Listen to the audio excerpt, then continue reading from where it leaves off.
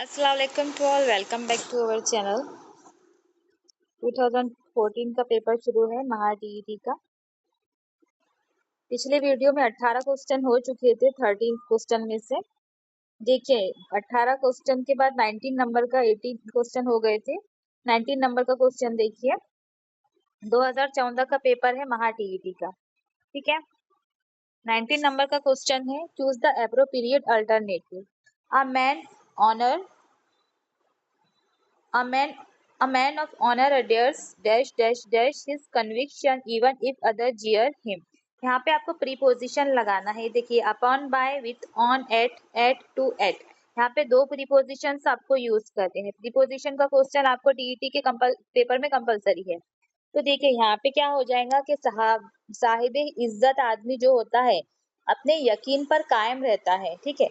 साहिब इज्जत आदमी अपने यकीन पर कायम रहता है, ख्वाह दूसरे उस पर हंसे। तो लाफ, जियर के मीनिंग क्या होते हैं? लाफ मतलब हंसना, ठीक है। तो यहाँ पे देखिए इसका आंसर क्या हो जाएगा? टू और एट इसका आंसर हो जाएगा।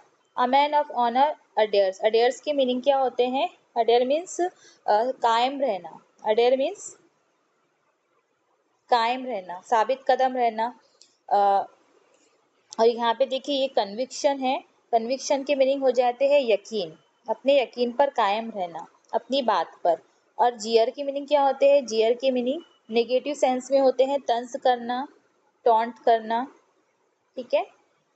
तो यहाँ पे इसका आंसर होगा a man of honour adheres to his conviction. To his conviction, उसके यकीन पर वो कायम रहता है। Even if others jeer at him, ठीक है। हंसना, मजाक उड़ाना, टॉन्टिंग करना, दैट्स कॉल्ड, यहाँ पे एट हिम लगेगा। Next question, choose the appropriate alternative to fill in the blanks. 20 number का क्वेश्चन देखिए, who such a behaviour by. आपको ना यहाँ पे एक वर्ब लगाना है, ठीक है। Subject plus verb agreement. यहाँ पे देखिए, who were you taught such a behaviour by. आपको ये बर्ताव करना किसने सिखाया, ठीक है। क्वेश्चन पूछा जा रहा है कि आपको ये सलूक करना किसने सिखाया। तो ये पास्ट टेंस में बात हो रही है, ठीक है। यहाँ पे पास्ट टेंस में कैसी बात हो रही है? देखिए यहाँ पे वर है और यहाँ टॉट है। टीच, टीच का सेकंड V2 क्या होता है? टीच का सेकंड फॉर्म होता है, पास्ट टेंस होता है, पास्ट वर्ब होता है टॉट। तो यहाँ पे टॉट दिया हुआ है। और देखिए यहाँ पे ना यू है, तो यू के साथ में प्रेजेंट टेंस में आर आता है, और पास्ट टेंस में क्या होता है? यू सब्जेक्ट, यू प्रोनाउन के साथ में वर आता है, ठीक है। सिंपल सी नॉलेज है, यू वर आएगा। तो वर यू टॉट, यू के साथ में इस तो नहीं होगा, और यू के साथ में यहाँ पे देखिए हु यू वर। तो देखिए यहाँ पे दो प्रोनाउन साथ में नहीं आते, हु एक प्रोनाउन है, ठीक है। ये देखिए यू है, यू बीन यहाँ पे क्यों नहीं आएगा? क्योंकि जो बीन है ये हैव बीन, हैज बीन के साथ में आता है। हैव बीन, हैज बीन होता है, ठीक है। यहाँ पे सिर्फ सिंपल सा एक बीन दिया हुआ है। अगर हैव हैज रहता तो सही रहता। और यहाँ पे देखो बी ING फॉर्म में दिया हुआ है, तो यहाँ पे भी ये सिंपल सा हेल्पिंग वर्ब दिया हुआ है। यहाँ पर सिर्फ एक कंपाउंड से आपको हेल्पिंग वर्ब नहीं दिया हुआ है। अगर यहाँ पे यहाँ रहता यू वर होना चाहिए था वहां पे, या फिर यू आर होना चाहिए था। तो देखिए यहाँ पे एक ही हेल्पिंग वर्ब दिए हुए हैं, और यहाँ पे ये पूरा सेंटेंस दिया हुआ है। Who were such a behavior? Who were you taught such a behavior by?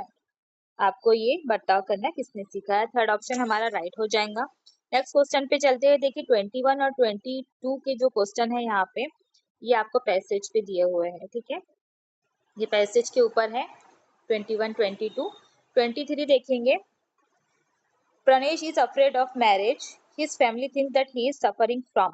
अच्छा, जो शादी करने से डरता है, ठीक है। अफ्रेड ऑफ मैरिज मतलब जिसको फोबिया है, किसका? मैरिज का, वेडिंग का। तो यहाँ पे क्या हो जाएगा इसका आंसर? जेमोफोबिया। फोर्थ ऑप्शन हमारा राइट हो जाएगा।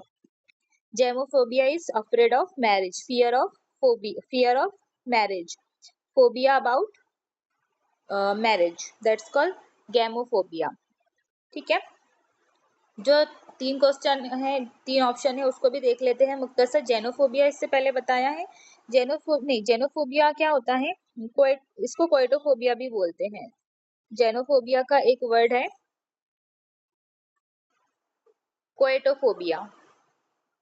से कोएटोफोबिया। कोएटोफोबिया क्या होता है? जेनोफोबिया का एक वर्ड है कोएटोफोबिया, मतलब फियर ऑफ सेक्सुअल रिलेशंस। ठीक है, अब इसके बाद में थर्ड ऑप्शन देखते हैं गायनाफोबिया। गायना की मीनिंग क्या होते हैं? वुमन। ठीक है, गायनाकोलॉजिस्ट, गायना। ठीक है, गायनाफोबिया क्या होता है? Fear of woman. ठीक है, fear of woman, that's called gynophobia, औरतों से डर लगना। एक साइकोलॉजिकल कंडीशन होती है ये गायनोफोबिया। अब देखिए यहाँ पे जीरोफोबिया, ये भी रिपीट हुआ है। जीरोफोबिया इससे पहले देखा है कि फियर ऑफ ओल्ड एज, बुढ़ापे से डर लगना, ओल्ड एज, ग्रोइंग अप, बुजुर्गी से डर लगना। ठीक है, जीराफोबिया। तो इसका आंसर क्या हो जाएगा? Afraid of marriage, gamophobia. Next question देखिए 24। फिगर ऑफ स्पीच आपको यहाँ पे सर्च करनी है। देखिए यहाँ पे ना, failure are the pillars of success, एक आपको स्टेटमेंट दिया हुआ है, failures are the pillars of success. तो यहाँ पे देखिए फेलर भी यूज हुआ है और सक्सेस भी यूज हुआ है, मतलब स्टेटमेंट में यहाँ पे अपोजिट वर्ड्स यूज हुए हैं। दो अपोजिट वर्ड्स यहाँ पे यूज किए गए हैं, तो ये इजीली क्या हो जाएगा? पैराडॉक्स इसका आंसर हो जाएगा। पैराडॉक्स क्या होता है कि जो ऑथर रहते हैं, जो पोएट रहते हैं, अपने पोएम्स में, अपने लाइन्स में इस सनद का इस्तेमाल करते हैं। पैराडॉक्स का मतलब स्टेटमेंट में दैट सीम्स कॉन्ट्रेडिक्टरी, कॉन्ट्रेडिक्टरी होता है but has a deeper meaning, वो डीपेस्ट मीनिंग होता है कॉन्ट्रेडिक्टरी, मुतजाद अल्फाज। ठीक है, और उसके बाद में अगर हमने इस तरह से भी लिया पैराडॉक्स की एग्जांपल के दिस इज द बिगिनिंग, क्या हो रही है? बिगिनिंग हो रही है, शुरुआत हो रही है। This is the beginning of the end. देखिए यहाँ पे स्टेटमेंट में एंड भी आया है और बिगिनिंग भी आया है, तो दो मुतजाद, दो अपोजिट वर्ड्स आ गए हैं। तो इस स्टेटमेंट में अगर दो अपोजिट वर्ड्स आते हैं तो वो क्या हो जाता है? Easily paradox, beginning of the end, ये अंत की शुरुआत है, इस तरह से इसका आंसर हो जाएगा। देखिए सेकंड वाला क्या है? हाइपरबोल, ये भी देख लेते हैं। हाइपरबोल क्या होता है? सनत मुबालगा बोलते हैं जिसे, कि शायर जब अपने कलाम में किसी चीज को, किसी बात को बहुत बड़ा चढ़ाकर पेश करता है तो उसको सनत मुबालगा कहते हैं, उसको इंग्लिश में हाइपरबोल कहते हैं। ठीक है, hyperbole. Hyperbole it was so, मतलब कि चीजों को बड़ा चढ़ाकर पेश करना। It was so hungry that I could eat a horse, मैं इतना भूखा था कि मैं घोड़ा भी खा सकता था। तो ठीक है, इस तरह से बड़ा चढ़ा के पेश करना। She cried a river of tears, वो रोई, बहुत ज्यादा रोई। शी क्राइड एग्जाम्पल है किसके? हाइपरबोल के। She cried a river of tears. देखो आंसुओं की तादाद को नदी के पानी जैसा बताया गया है। ठीक है, इसके बाद में आई हैव टोल्ड यू, मैंने आपको कितनी बार कहा है? I have told you a million times. कोई मिलियन टाइम्स बताता है क्या? हजारों मर्तबा बताता है ना, बोलते हैं ना कि मैंने आपको 1000 मर्तबा बताया, कि बताता है कोई 1000 मर्तबा, मतलब मैंने आपको कितनी बार बोला है। कि देखिए यहाँ पर ऐसी बात बताना कि जो रियलिटी नहीं होती, जो फेक होती है, तो उसको बोलते हैं हम हाइपरबोल। ठीक है, यहाँ समझ में आया हाइपरबोल। ऑक्सीमोरन क्या होता है? देखिए ऑक्सीमोरन और पैराडॉक्स में थोड़े से ये सेम होते हैं, दोनों में क्या होता है? अपोजिट वर्ड्स यूज होते हैं, बट ऑक्सीमोरन और पैराडॉक्स में दोनों में तो अपोजिट वर्ड्स यूज हो रहे हैं, लेकिन ऑक्सीमोरन में जो अपोजिट वर्ड यूज होते हैं वो साथ में आते हैं, साथ में।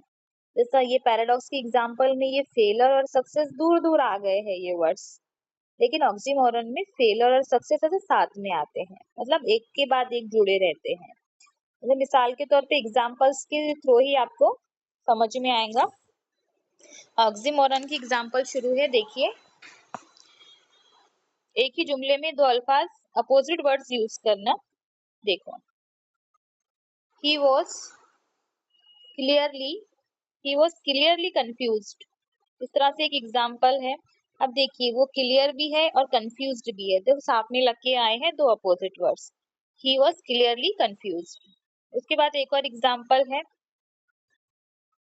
This is seriously funny. देखो सीरियसली भी है और फनी भी है, दिस इज सीरियसली फनी।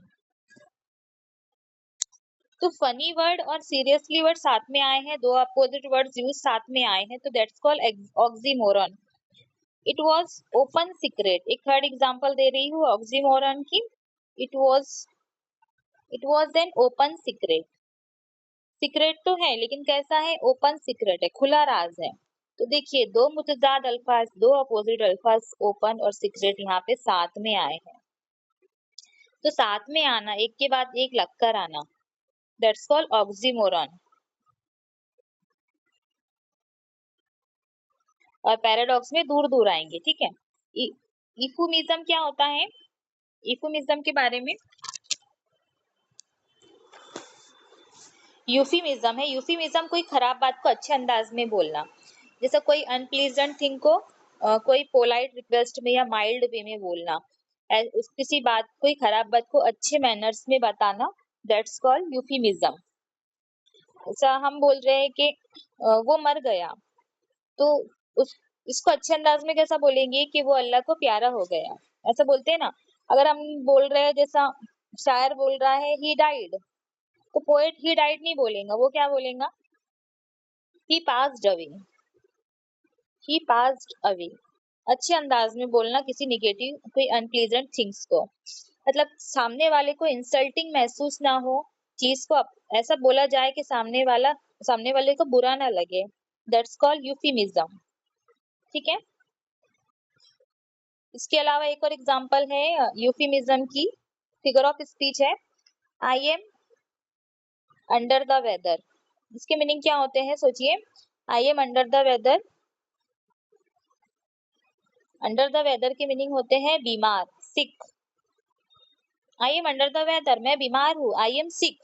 वो ऐसा नहीं बोल रहा है कि आई एम सिक, वो अच्छे अंदाज में बोल रहा है कि I am under the weather, that's called यूफिमिज्म।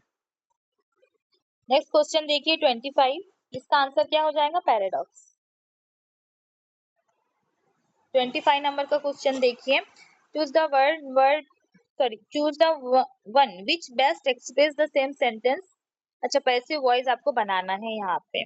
एक आपको सेंटेंस दिया हुआ है, Jack offered me a seat. Jack ने क्या किया, मुझको ऑफर्ड किया अ सीट, जगह, ठीक है। तो इसका पैसिव वॉइस किस तरह से बनेगा, देखिए, I was offered a seat by Jack. देखिए मी का क्या हो जाता है, इनडायरेक्ट स्पीच में आई हो जाता है, सब्जेक्ट आई बन गया। उसके बाद में वॉज क्यों लगा, क्यों, क्योंकि ऑफर्ड जो है V2 है, ठीक है। पास्ट टेंस में बात हो रही है तो वॉज लगेगा, अगर प्रेजेंट में बात होती तो इज लगता था, आई के साथ एम लगता था, प्रेजेंट में बात होती तो आई वॉज ऑफर्ड, ठीक है। A seat by Jack, a seat क्या हो जाएगा यहाँ पे, यहाँ बाय के पहले लगेगा, और जो जैक जो सब्जेक्ट था वो ऑब्जेक्ट बन जाएगा। जेक्ट यहाँ पे हमारा सब्जेक्ट है ये वाले टेंस में, लेकिन पैसिव वॉइस बनाते वक्त ये जो जैक है ये हमारा ऑब्जेक्ट में तब्दील हो जाएगा। I was offered a seat by Jack. देखिए I am offered a seat नहीं आएगा, देखिए यहाँ पे ना ING आना चाहिए था, offering, I am offering a seat by Jack. या फिर I had been offered a seat, ये भी नहीं, क्योंकि ये जो है परफेक्ट टेंस नहीं है। परफेक्ट टेंस होता तो हैड बीन लगता था, पास्ट परफेक्ट का है ये helping verb. I was been, देखिए यहाँ पे वॉज भी और बीन भी, बीन वॉज के साथ में नहीं आता। मैंने इससे भी पहले बताया आपको कि जो बीन जो हेल्पिंग वर्ब है वो हमेशा हैव और हैज के साथ और हैड के साथ ही आता है, हैज, हैड और हैव। ये past perfect, present perfect in helping verbs के साथ आता है। कौन, बीन। इसका आंसर फर्स्ट ऑप्शन हो जाएगा, ठीक है। 25 हमारे यहाँ पे ऑलमोस्ट कंप्लीट हो चुके हैं। अब 26 से 30 तक के हम नेक्स्ट वीडियो में करेंगे क्वेश्चन, तो स्टे ट्यून और प्लीज अपने कॉन्टेक्ट्स में शेयर करें वीडियोस को। उसके बाद में हम 2000 नेक्स्ट वीडियो में 2014 का पेपर कंप्लीट कर देते हैं इंशाल्लाह।